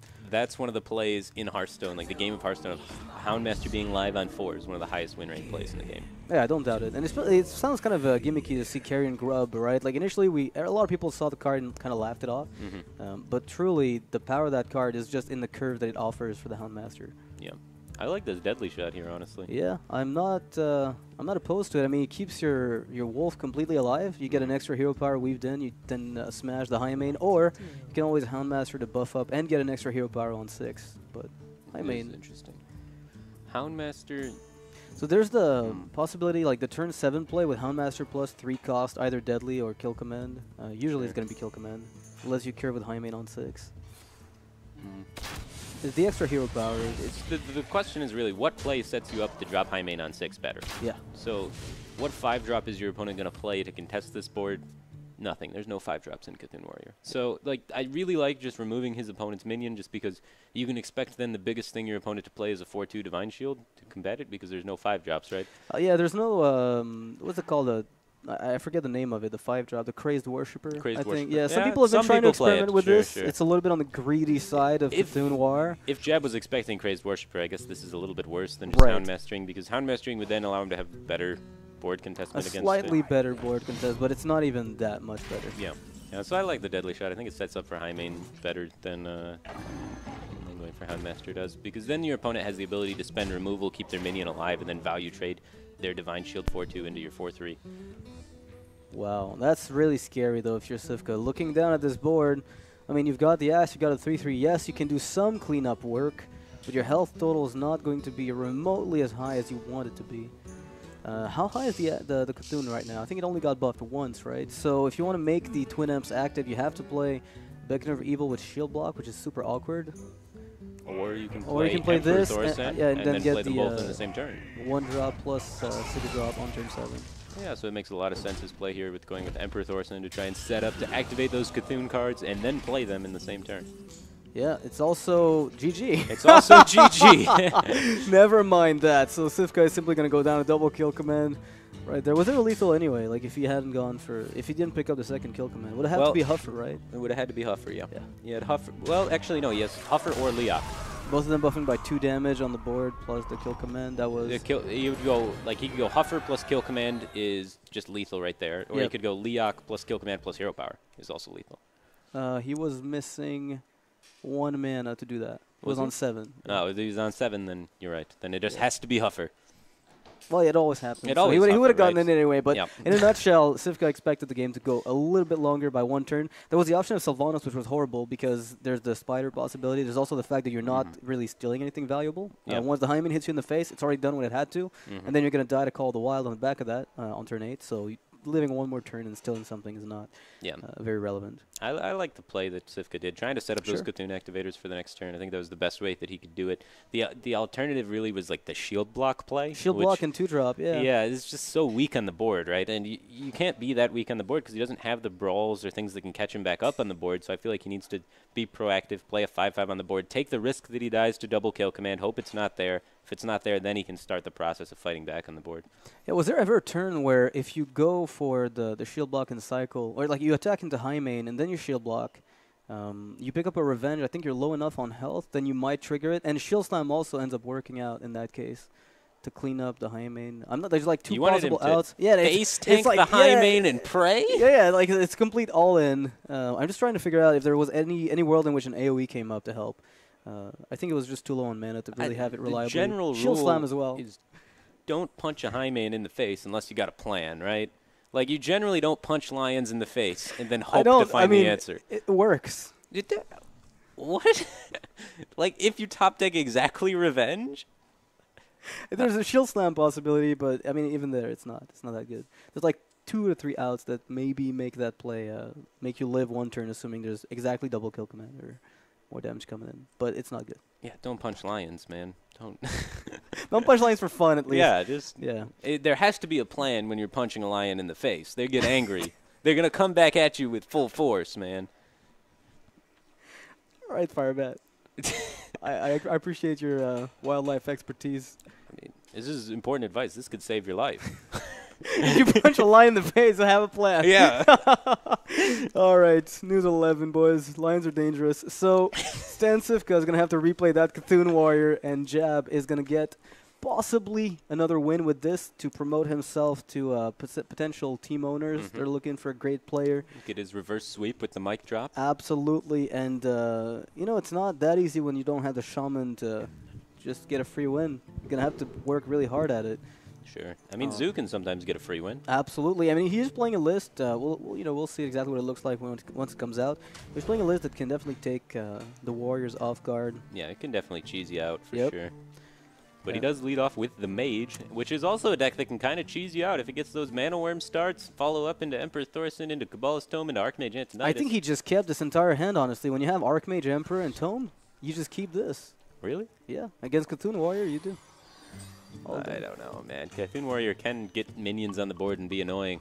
You did mention that the 2-drop, the Beckoner of Evil, was the highest win rate increase card in the entire deck when it was played on curve for the Warrior, more so than Fiery War Axe in Cthulhu Warrior specifically. So that was an interesting fact. That was only under like 1,000 games though, so not a big sample size, but well, still enough to be relevant. Yeah, when the difference is like 1 or 2% over Fiery War Axe, 1,000 games becomes not sufficient of a sample. Yeah. Maybe. But it's very important is basically what we're getting to. It's a good card to play on too. Yeah, but we've also noticed a lot of Cthulhu Warriors have been cutting out one copy of Beckoner of Evil more and more. I find that they end up dropping the second copy of it because they feel like just having 3 2-drops is sufficient, but the 2 Fieries plus the Beckoner and also adding more early game removal as opposed to having a 2-drop that can be sometimes dead. Yeah, they feel like if you're playing that many 2-drops, then you need to include more card draw. If you're including more card draw, then you lose the control mirrors, and it's this whole slippery slope. So there's a lot become Tempo War. Yeah, there's a lot of really different ways to build Cthulhu Warrior and different mentalities with it, and it really depends on the range of matchups you're expecting because it's a control deck, and control deck's purpose is to react to the other decks. So there's like 10, 12 different ways you can build Cthulhu Warrior depending on what you're expecting to face, because your entire deck is designed to be pretty reactive towards what the opponent's decks are doing and what the field is. So you have all these considerations when building it for sure. All right, well, he does go for the, I want to say, less valuable 2-drop first, just to see whether or not there would be that 2-1 Disciple of Cthulhu, and he does get the worst of his 2-drops to die. Yeah. One of the good things about keeping the Sorcerer Apprentice as well is that it might make a really good Arcane Intellect play on turn 4 if you end up picking it up off the top. And sometimes you can get some crazy Kabbalah's Tome things happening. Yeah, if it sticks around long enough. I mean, he might just go for the Sorcerer Apprentice, coin, Frostbolt, but And if hope he, it sticks. yeah, and I was gonna say like that's the issue with that play is that if you've kept Archmage and your Emperor Thorson, you really want to be getting that guy out as soon as possible. You want to be Cabal Toming on 5 though, right? So that you can discount all of those spells with Emperor Thorson. So I don't mind it. Yeah, I mean it's curving perfectly into Emperor, into Archmage after the Kabbalist Tome. Yeah. So you get your 5 into 6 into 7, and sometimes Kabbalist Tome costs only 4. Yeah. And then you can maybe play some spells that you immediately get off that impact the board, be ahead on tempo when you play Emperor. But most of the time, this 3/2 just dies. By the way, Kabbalist Tome in a Wild, when the Unstable Portal, is one of the most tilting things in the universe. Wait, what? In Wild, okay, Unstable Portal. Unstable with Kabbalist Tome can be quite tilting. Oh, because they can Kabbalist Tome into like 3 portals or I don't something? even... just play N'Zoth Priest. Man. Yeah. It's OP in Wild. I know. Well, looks like Jab is going to get his Kabbalist Tome into Emperor, into Archmage. One of the things, too, that this is really good for Jab is the fact that he gets to play Kabbalist Tome, which does not get interacted with by StanCifka. The Emperor Thorson comes down, it does what it has to anyway, regardless of what Sifka wants to do to react to it as a control deck. He can't. And then Archmage comes down, you get to be proactive with it. So again, he still doesn't get to interact with any of your game plan, which is what you're trying to be doing in this case. Because if you let the control deck build up... like a reaction, I guess, to your board, then you've pretty much given them the win. Yeah. So Jab's doing pretty much the best possible play he can make in this deck. Yeah, he's really hoping these Kabbalist Tomes give him cheap spells as well. Like you don't want to get like, 3 Pyroblasts maybe a bit slow. I might take it, but yes, it's definitely not what you're looking for. He does pick up some awkward spells. One of them, Shatter, destroys a frozen minion. There's none on board. The 0-cost Forbidden Flame can be, at least something you can play with your Flame Wakers or the Archmage at any point. Flame Strike's just terrible. Yeah, it's not the matchup you want them. Yeah, definitely not the matchup you want that card in. So it's going to take a little bit of work here to actually get this Archmage Antonidas to fire off with these spells. However, there is double Flame, there's a Flame Waker that is with the spell damage from the Cold Sorcerer with Blood Mage. If he picks up enough burn spells off of the Archmage, that on its own could also lead to a ton of damage output. Sure. He's going to need a ton of damage output because StanCifka's already at, 40, 41, 43. 43 health, yep. About to gain, 20 more life over the next turns. Yoxeron's going to make this a little bit more winnable. Sure. If only there was a spell that removed all armor from your opponent. Yeah, you mean give your opponent a Major Domo Executus and then pop it off, turn them into rag, they lose the armor, then you win. Yeah, easy. How's that happen? Can you actually make it happen? Can you give them a Major Domo? Well, if they have Sylvanas on the field, you play Major Domo in your deck, you play the Yogg into it. The Yogg kills the Sylvanas, so it starts casting spells for them. It casts Mind Games for them. I have it. I figured it out. I figured out the play. What is it? You have to play Yogg, Astral Communion in your hand, get back to full mana, draw 1 card, it costs 1, and then you play it, and then you summon Major Domo off of Forbidden Shaping, then you give them the Major Domo by killing their Sylv, and then you pop the Domo. Okay, that works as well, yeah. I was going with the Mind Games route. But yeah, the Mind Games route can work sometimes if they have absolutely terrible deck and Elise was played. Yeah, perfect. No, not Mind Games for you, Mind Games for them. For them, yeah. Yeah. And you play You Domo have in to your play own Domo deck? in your own deck, yeah. I hate that play. It implies that I play Major Domo. Well, when you're going for a harebrained scheme like that, you might as well. You might as well, sure. Alright, so the Archmage did not get played with the Forbidden Flame, by the way, so the Fireball will not get added to the hand, but there's always the possibility of just playing Flame Strikes to get extra spells added up to the Yogg's-Saron. That's possible. I like not overreacting here and playing this, not playing the 6-drop. I like just kind of, playing the Ghoul, swinging with the War Axe, armoring up, and then maybe just dropping the Arethi Weaponsmith, get another weapon out there and be able to set up to kill the 3-2. You gotta you remove pretty much all your opponent's board, don't take very much damage in the process. I mean, you're basically both playing a control game, except you have the control tools and they don't. Yeah, exactly. Well, they sometimes have them. Depends how their Kabbalist Tome's doing today. So, Flame Strike, Shatter. Sick control cards, honestly. Well, thank you, Azure Drake. Yeah, I agree. I mean, one of the things that's interesting too is the fact that you can always try to cycle the fireballs. There we go. Goodness! All right, this might end up working out for Jab, but that Kabbalist Tome has to do sick work. Yeah, he's got to get an Ice Lance for that Shatter for sure. At the very least, at least Nova, do something. Yeah. For turn 10, Nova Shatter. Yeah, this is going to be really disappointing when he like sets up this beautiful Archmage Antonidas turn, and he gets plays nothing. Yogg to try and draw more cards to keep setting it up better. Then he just Discard. discards his hand. Soulfire discards everything, or Astral Communion Yeah, lose the yeah. game. Maybe. No. Yeah, that would be heartbreaking. Yeah. So StanCifka is running out of execute activators. He has his weapon, right? But if his face gets frozen, he can't use the weapon to activate execute. So if he does choose to go for a shield slam here, he is going to be unable to deal with Archmage Antonidas. And we can see him playing the extra safe route here, taking that into account, using execute instead of shield slam to remove the minions. So he just always has an answer for the potential Archmage Antonidas. He has seen Emperor Thaurissan. If you see Emperor Thaurissan, you immediately know there's an Archmage Antonidas in my opponent's deck. You must assume that they're trying to set up something like that, especially since their early cards weren't played yet. And he does find Counterspell, Forgotten Torch, and Frostbolt. Those are These three are good ones, insane for this spot. Yeah, Forgotten Torch is absolutely nuts. Adding a, like, 3 damage immediately and adding another Fireball to your deck is pretty crazy. Yeah. Well, Sylvanas is also something you want to be playing a little bit later before Yogg if it comes out. The issue is you can't know when they're going to be playing this. They're not going to be playing Yogg when their hand is completely full. There's no because way, they're going to be drawing cards and milling them then. Yep. So you can expect the Yogg's not going to be coming out here. Wow, that is absolutely nuts. Okay. So there's the possibility of Frostbolt, Arcane Blast on the back of Archmage if you want to refill. Seems like a good way to do things. You don't get to squeeze the Shatter in there, so I think you hold back one of the Arcane Blasts To shatter at the end? Sure. Yeah, that's good too. I don't know. Or you can just Fireball. Okay. He's going to develop He's the trying to counterspell. protect his protect Archmage on the Tony. following turn. Sure. He's going to be sad when it gets Sylvanas Shield Slammed, though. Yeah, does Well, StanCifka play he needs into this, another though? play. Does he play into the secret? Okay, he may just pass, right? Yeah, I mean, you might play the 3-1, the 2-1 just because you want to play into Mirror Entity, make sure nothing disastrous comes out.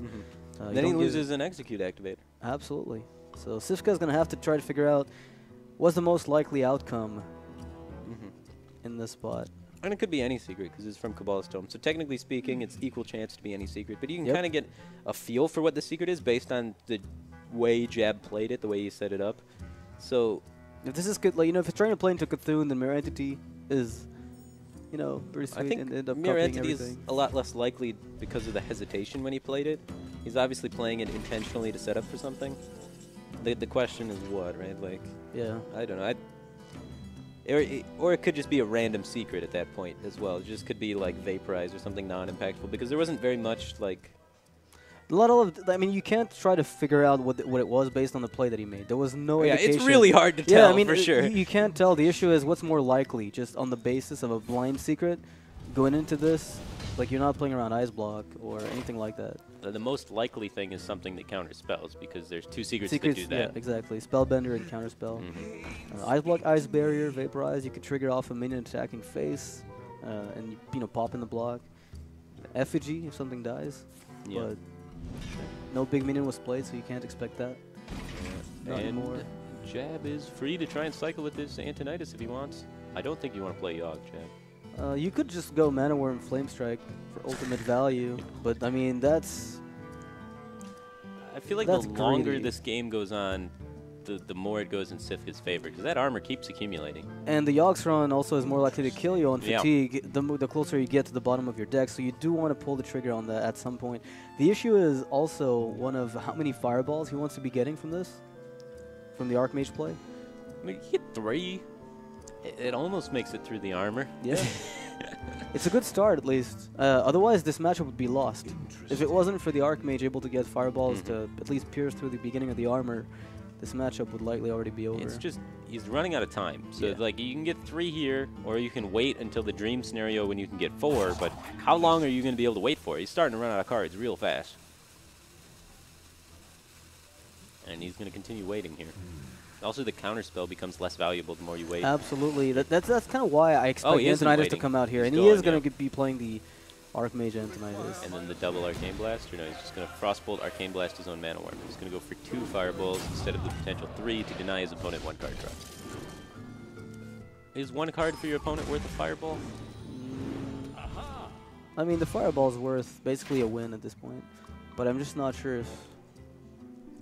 you're ever really going to be able to get. Jeb's win condition isn't, you know, the fireballs. The fireballs, yeah, it's the Antonitis sticking. Yeah. So that's why he prioritized, you know, denying card draw with his play, because he needs the Antonitis to stick. He's realizing that that's his win condition, and StanCifka appears to be having some sort of issue. So many choices. And Signaling to the admins here. yeah, something is wrong for Cifka. And okay, seems to have sorted itself out. Cool. Yeah, let's hope it actually is sorted out. Looks like it is. Now Cifka does have not only the Execute Enabler that he just picked up, which can play around Spellbender and Counterspell because he's got the Shield Slam. If that Execute hadn't been you know, enabled because he played, say, the Disciple of Cthulhu earlier, this could have been a much worse position. But he played around every single secret by waiting it out. Yep, exactly. Exactly. He didn't want to. He could have potentially done what a lot of players might have done, which is play the Disciple of Cthulhu into the secret, hoping it's Mirror Entity. Right, very early. To get rid of it. Yeah. But instead he was like, nope, need this to activate Execute in case it's Counterspell and my opponent plays Archmage Antonitis. So. Or even Yogg. Or even Yogg. He plays Yogg unanswered and suddenly bad things start happening. But look at that. Jab does pick up another way to reduce the cost of these spells. Yeah. Well. It might be time for a Flame Strike. Yeah, I think just a simple Flame Strike might work. Yeah. You could always just Arcane Blast. And then set up a double Flame Strike on 10. Alright, we're launching some Fireballs, powering up the Yogg. You know, Yogg needs to get at least 2 Pyroblast face at this point, so just getting those extra spells in there, raising the odds. It's really down to you not believing in the whole Major Domo Executive pop. I think it always happens. So you would have saved the Fireballs just in case the Major Domo's armor pop? Yes, obviously. Okay. He doesn't have Forbidden Shaping or Major Domo in his deck. Yogg does. Wait, how does Yogg possibly make... Oh, well, it can give you ask for Forbidden Communion, and then you refill your mana, and then Yogg goes off of that to use Forbidden Shaping. Okay, okay.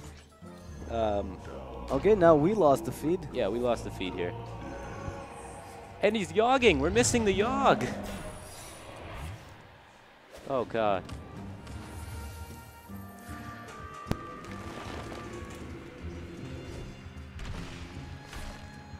There is a... It's a wire. All right, there we are. So, Call the Wild was played. There's a Thought Steal with the Twin Amps. All right. He's got Deathwing the Dragon Lord. Bloodlust. What? Oh, that's a super huffer. He can still attack, too. Oh, no, it's not. Okay, you know, it's an okay huffer. Okay, it still is. I mean, it's green, so down with the frogs. Deathwing the Dragon So, which Lord. 2 secrets were played? I have no idea. I have literally 0. Okay, so there's probably an effigy. I'm betting on it. Okay, so what are you hoping it is at this stage? Not Mirror Entity, right? I guess he's testing for it. He feels like he's got enough life pool to kind of play around everything still, so he's taking the slow route, just developing Sylvanas, playing around Mirror Entity. He's not completely wrong. Yeah, he's got a lot of life, for sure. Yeah, I mean, this secret coming out of Yogg is an interesting thing. Now, he does have a 12... yeah, he's got the Polymorph to just answer the Sylvanas and move on with his life. I think Jab might have just been able to walk down... He's got to worry about 2 Brawls still from StanCifka's deck, so... He needs to be super hyper-aggressive to beat down the life total in time. But if he overextends into Brawl, Brawl could easily just end the game for him, because the cards in his hand are the cards he's got, besides maybe 3 or 4 more, you know, in the deck. So is there a Frostbolt left? Because I was going to say he needs Polymorph for the Cthulhu, but he might just need, you know, Shatter to work with Frostbolt.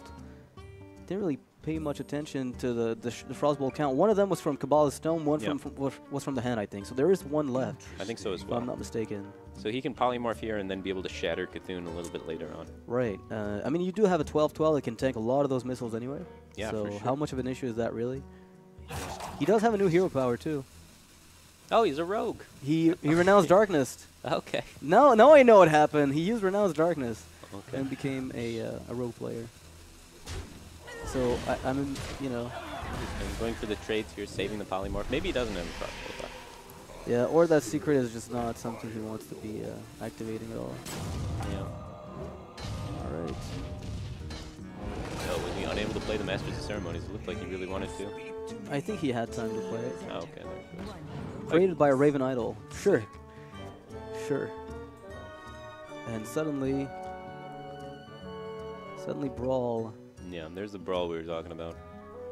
Honestly, drawing 3 cards for Jab might be detrimental to his win condition here. I think Cifka's really thinking about just dropping the Cthulhu in there just to ensure that Jab gets all 3 cards off that and starts hitting fatigue as fast as possible. Yeah, and you also know for a fact that Jab's basically got no more threats left. You've seen the Archmage being played, you denied that. You've seen the Fireballs come out, and whichever amount they did. No threats left, and he's sitting there with Deathwing, the Dragon Lord. Yeah. The ultimate threat.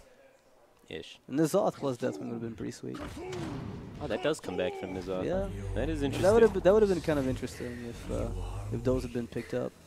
But what's the point of getting that Bath from N'Zoth if like you've already pulled all of the dragons out of your hand? Like how many dragons do you have to really run to make that work? He does have the Flame Strike to clean up the board, and he has the Frostbolt Shatter to deal with Cthulhu if that comes out. So Jab could just wear down his opponent at some point. Do you ever make the Warrior overdraw to try to equalize the Fatigue War? No. So are we assuming at this point that it's going to be Counterspell if he's just extending on the board more and more? Because if it is Counterspell, then somehow this brawl is not really a threat. Yeah, we haven't seen a spell yet, so could very likely be Counterspell. We'll see for sure if the Slam gets played, what it ends up being. That Cthulhu, though. No Doomcaller in the deck. We mentioned that. Yeah. So this is exactly the situation where you wish you had one. If it comes down to the very late stages of the game and you need a second Cthulhu. Yeah. A little bit unlucky there with the Cthulhu not being able to clear. But yeah, this is the situations where these anti-aggro Cthulhu warriors start running into trouble when the aggro deck suddenly runs 2 Kabbalist Tomes and takes you to Value Town. Yeah. Well, that's what the double Kabbalist Tome is trying to do, I think, is start getting the really greedy warrior list. But there's not enough of those greedy decks in the metagame to necessarily make the call worthy. All right. Looks like Cthulhu has been dealt with. Yeah. And Cifka's down to no card. I mean, at this point, Jab's Dragon Lord is just going to be a 12/12 that might as well not have any text on it. Just unanswered and unanswerable. Except to brawl. Yeah. So Cifka's got a few tries to brawl off the 12/12 if the 12/12 comes out. And Jab's being very careful about spacing out his resources here to try and... Okay, Snake Trap. Now, suddenly the brawl... Well, now I don't think you brawl. I think you really just don't... There's a Revenge left in the deck, too, which, hey... Yeah, you don't have to brawl or Revenge here. You could honestly just keep armor passing for a while. Your opponent can't play another minion, right?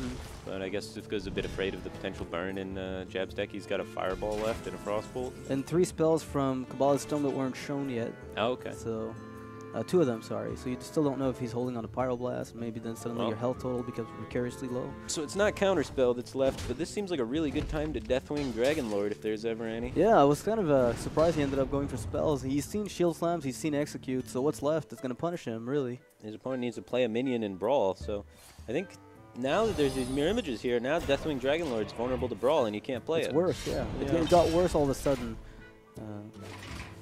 Okay, so if we're going to play the Fatigue game... Well, the Warrior still has Justicar remaining as well. And the Emperor Thorson as well, right? Yeah, Emperor Thorson and Justicar. Yeah. Well, StanCifka is a bit of a headache. He's like, okay, these 0-2s, do they matter? No, they don't. They help him. Yeah. Yeah, and in this case, they're actually useful for him. Really dislike the play by Jeb there. Agreed.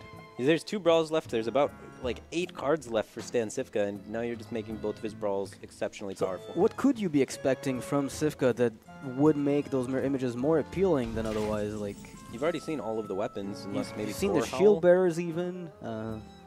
You've seen everything. Yeah. You've seen literally every tool that this deck will ever have to beat you down. Are you trying to bait a brawl? On just mirror images? Yeah, something like this with, let's say, a Drake or another minion that you pick up off the top. I guess if a brawl comes out on this, then you can play Deathwing Dragon Lord even safer and feel really good. There might be another Cold Sorcerer as well, which suddenly makes, the Drake plus Cold Sorcerer, that's 2 cards that the Warrior will have to answer individually. So, yeah, Sylvanas was played, so there's no, funny StanCifka playing Sylvanas plus Brawl on the same turn. And that is the Brawl that StanCifka... Yeah, he doesn't want to play Twins into this because he's almost confident that there's a Flame Strike remaining in the Jab side. And we can see here the consequence of the mirror images coming back to kind of bite Jab a little bit. as they didn't help his Drake survive against anything remaining in StanCifka's deck, but instead made it more vulnerable to die against Brawl. Yeah, a little surprised by the play. I'm still trying to figure out, trying to sort out the reasoning behind it. It probably has to do with Gorhal. Probably which, Gorhal, yeah. which isn't in the deck, I think, as far as we know, but could definitely be in there. It could be, but when you see a Wrathy Weaponsmith, I feel like the chances of Gorhal goes down a bit. So you assume it's like a swap to tech against aggro. So you remove like the hyper top end. I like that. I actually don't dislike the reasoning. It ended up being a little bit clunky when it was played, though. I don't think the card's very good in general, but yeah, it's just one of those things where that's the reason it was played. All right. Well, do you just play minions into this, or do you 50-50 and tank a little bit? that is a tough call. You got to be afraid of Flame Strike, right? You don't want the 12-12 connecting. Yeah. The Brawl 50-50 doesn't look good, though. Because if it fails, then suddenly it's even worse for you. Yeah. So Justicar, is Justicar a good trade-off where you're at least mitigating 6 of that 12? And then if they kill Justicar, which, I mean, it's most likely it dies anyway. But at the very least, you're baiting off some burn. Sure. And 12-12 connects, and it's a little bit less painful. Sometimes you get rid of the Flame Strike here. Oh, man. Jeb has 1 card remaining in his deck. Yeah. Cold Sorcerer number 2, I think. Okay. But I might be lying. So, StanCifka sees the Flame Strike come out here, and I don't think he's going to think that there's a second Flame Strike. Well, it says created by Kabbalah Stone. Jab should have played the other one. That is true. Jeb probably should have played the other one. But it doesn't matter that much, I think, in the grand scheme. It's just that Cifka has the info that there's likely another one included in the list baseline. Yeah, Cifka's down to his final card as well, remaining in the deck. So. Yeah. The Fatigue War is on its way, and Jab does have Burn and the 12-12. It almost comes down to the Brawl working the way StanCifka wants it to. So it's down to, do I just commit to this board and get a Brawl that may be favorable where I keep at least 1 minion, or do I just try to 50-50 the 12 off the board? We see here, like, unless his card is a smaller minion, they can go with Brawl. That his best play is most likely Brawl, because Jeb's going to draw the other Cold Sorcerer, have the Spell Power Flame Strike, and plus the missiles, you know, be able to clean up the... And you know there's a Roaring Torch? Yeah. Because Forgotten Torch was played, so one of your 4/6s is surrendered if you end up playing the Twin M's. Yeah. You could also go for Emperor. You could go Emperor and set up a Twin M Brawl in the same turn. Okay. Where suddenly you have a much higher chance of it working. But I feel like that would have been better last turn, where you set up the exact same scenario 1 turn ahead of time. Yeah, and now he just doesn't have enough time to set that up. It was not Cold Sorcerer. I lied again. All right, good job. I'm sorry. Then why is he playing into Brawl? I don't think he's kept track. That's really just it. The dagger with the Frostbolt and the Arcane Missile should be able to clean up everything. But this plays into Brawl even more heavily, and he does get the good... I feel like if he didn't play the images, didn't play the Mana Worm, and just played Deathwing Dragonlord, it would have connected every time this game won in the game. There was no way that Brawl would have been able to deal with this 12-12. Yeah, because StanCifka has no minions remaining that he could play minion plus Brawl. Like, there was just none. So there was literally no answer in his entire deck to Deathwing Dragonlord if Jeb had just played Deathwing Dragonlord. And look at that punish! Yeah, just absolutely and the punished. Mirror image right there. So StanCifka's not playing any weird cards remaining in his deck either. It's just standard Cthulhu Warrior cards. Yeah, this was a clear overextension on the board for really no reason. It protected you against literally nothing. You've seen 2 executes, you've seen 2 shield slams, so maybe it's just him missing one of the removal pieces, forgetting that it wasn't in there, or that it had been played. Yeah, I don't know, but you can definitely say that it was kind of a throw. Yeah, it definitely was. One of the things that's interesting too is the fact that like there was the spot where Counterspell had StanCifka play both Execute and Shield Slam, consuming 2 removals on 1 minion in order to connect with it. Yeah. And if it had been the other way around, if Counterspell wasn't played or wasn't really impactful, then suddenly maybe that would have been a bit of a different story, where you would be able to worry about another piece of removal. Yeah. Maybe you're forced to worry about Execute or Shield Slam, but in this case, I think it was just a clear misplay. Yeah, I think Jeb played the game pretty well in the early stages and in the mid stages as well. It's just like coming down to that little closing spot where you have to have all of your opponent's cards memorized, and you have to just know, like, there's Brawls left. There's no removals for Deathwing Dragonlord besides Brawls. We've kept track of every minion, that's been played, and there's nothing that he can play with Brawl. As long as I just have Dragonlord on the field, there's no way I can lose. Yeah, there's a 12-12 alone, unanswered. I can't lose the game. Yeah, that's like on its own. He just needed to have been keeping track, and I guess he wasn't keeping track of the cards throughout the game, and it's... Cifka did have the paper. Yeah. Cifka does take a lot of notes when he plays. There's no reason not to, right? If you're playing a tournament for lots of money, what's the prize pool here? It's like 50K. Like 50K. $50K. So for $50,000, you're too cool to write down notes and remember what cards your opponent has? Like, I don't think that's a good play by Jeff. Yeah, I think it's one of those things. I think it's just a small oversight. Maybe we just don't think about it. And it's not going to be that meaningful because the games end quick. But he made the perfect mulligan read where he had Emperor, the Kabbalist Tome with the Archmage. His game plan was long-term and didn't write down the cards that were played. So it's a little bit of a misstep there. That being said, there will be the interview with StanCifka. Frodan will be making the interview. We'll be back after this for closing words before the next match. All right. Well, they're still setting up the interview, though. Okay, so there's no interview right now. So Noxious with the perfect transitions right there. You were crushing it, though. It was real smooth. It was good. It was smooth until it wasn't. Yeah, until it's fine. It's fine. We don't need to be smooth here. It was really smooth, but the timing was bad. Okay, you know? I So get there's positives and negatives to it, but you know, it was. Yeah, it's like when you're trying to be smooth with a girl, but it's like she's falling down the stairs as you're trying to, get the line through. I've never had that happen. Okay, well, I'm just saying. Wait, does that happen to you? It's smooth, but the timing's not perfect. You've it's an example. flirting with a girl while it's she a fell down Redfall the stairs? scenario. It's Okay. just, I'm I just could saying. see Redfall doing that for sure. Right, but like, how do you start flirting with a girl while she's falling down the stairs? You're not starting. You're starting while she's still stepping down of it, and then timing is off. Timing is off. Yes. So, all right, the interview's set up. Against Cifka. It's been a while since we've been able to see you back here at StarLadder. How you feeling? You're adjusting to China overall?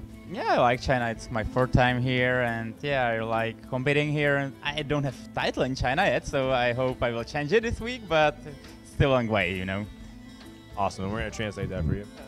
就是 StanCifka， 这是你，就是恭喜你，首先恭喜你，战胜了 Jeb， 然后你来到中国的话，对这边有什么感想？然后 StanCifka 说我是已经第4次来到中国了，然后我感觉非常棒。So talk a little bit about your mindset going into it. Has anything changed for you specifically when preparing for a best-of-7 format with one ban? Do you feel like that plays more into your strengths as a player?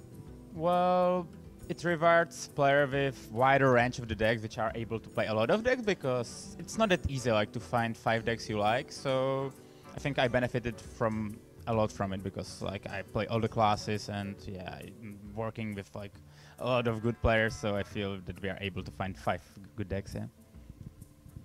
那谈一谈这次赛制的改动，那你对于这个这次的征服4有什么感想？然后 StanCifka 也是说呢，因为我自己的话平时训练的比较多，然后也是跟很多好的选手都有互相练习，然后所以对于我来说，我觉得这次赛制因为多带了一套卡组，对于我来说是一个比较好的一个赛制。How do you feel about your chances advancing in the group now, or maybe even taking the tournament now that you've gotten the first one out of your way? I think if you're playing 6-0 later today. Yeah, the 6 is definitely a good player, so I expect to be very close series. But yeah, I feel very well prepared for the tournament, and I really hope I will be doing well. And just to follow up, do you think he's going to get the 2nd place spot? Assuming you pick yourself to go first, do you think 6-0 is going to be the person coming in after you? I don't know. He has very good chance of beating me because he doesn't have a bad lineup versus me, so it's very likely that he will win actually against me. But yeah, I expect that the losers should be doing well in the result under up match. 那你之后可能会之后要面对的是 Sixo， 你觉得你跟 Sixo 之间到底谁会获胜？然后 StanCifka 也是非常谦虚，他说我带的卡组可能被 Sixo 的卡组可能他的卡组更占优势一点，所以我们也是我觉得他的获胜概率可能会大，但是我觉得我们俩应该都会在这次的比赛里面最后拿到的成绩都会非常好。